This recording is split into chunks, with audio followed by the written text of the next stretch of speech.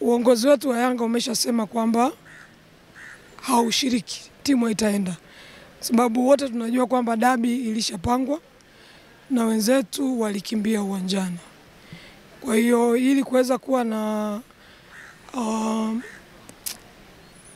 mfumo wa michezo ama kuwa na kuipa heshima ligi yetu na taratibu na miongozo ambayo tunajiwekea, ni muhimu pande zote zijifunze kuheshimu taratibu na miongozo tunaojiwekea.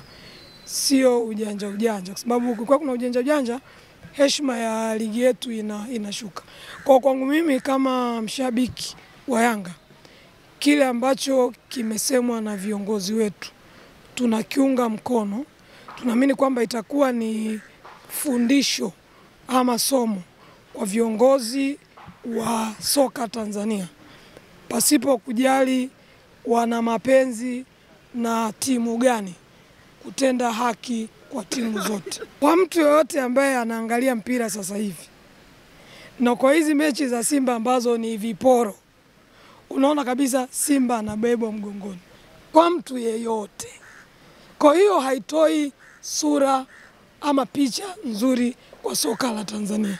Hivi vilabu vidogo tu ni kwamba labda kwa sababu ya udogo wao wanajiona kwamba hawana sauti ya kupeleka kilio chao mbele, ama wameshajua kwamba labda kule kwenye uongozi wa soka chama fulani kina misuli, kwa wao hawana cha kufanya.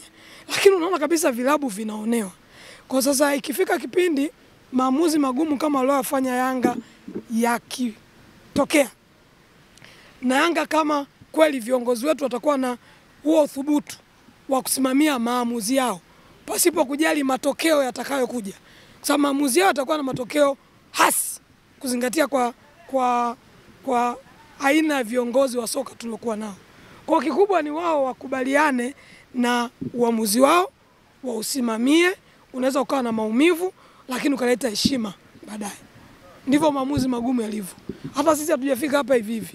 Unafika hapa kwa sababu unapitia mabonde, milima, uongo, fitna, majungu, lakini mwisho wa siku kama unajua unachosimamia ni kweli na kweli tupo, pasipo kujali watu wengine wanasema nini, then utafika. Kwanza hili jambo lazima watu wote wafahamu, wadau wote wa mpira wajue kwamba Simba na Yanga ndio wa Tanzania. Simba na Yanga zinatugawa katikati wa Tanzania. 90-95 wa Tanzania wote utakuta kwa upande wa Simba na upande wa Yanga. Yaani ni washabiki wa Simba na Yanga. Kwa ni jambo ambalo linahitaji busara na hekima nyingi. Tumeona tangazo la TFF kwamba wameshapanga tarehe ya mchezo. Lakini tumeona tamko la Yanga kwamba wanasema hawachezi. Lakini ukiangalia Yanga wanaposema hawachezi, wasipocheza okay, linaishaje? Pointi zinapatikanaje? Ukienda kwenye kanuni hakuna namna yote ya kuweza kumpa Yanga point au kufanya awe ana uhalali na ile mechi.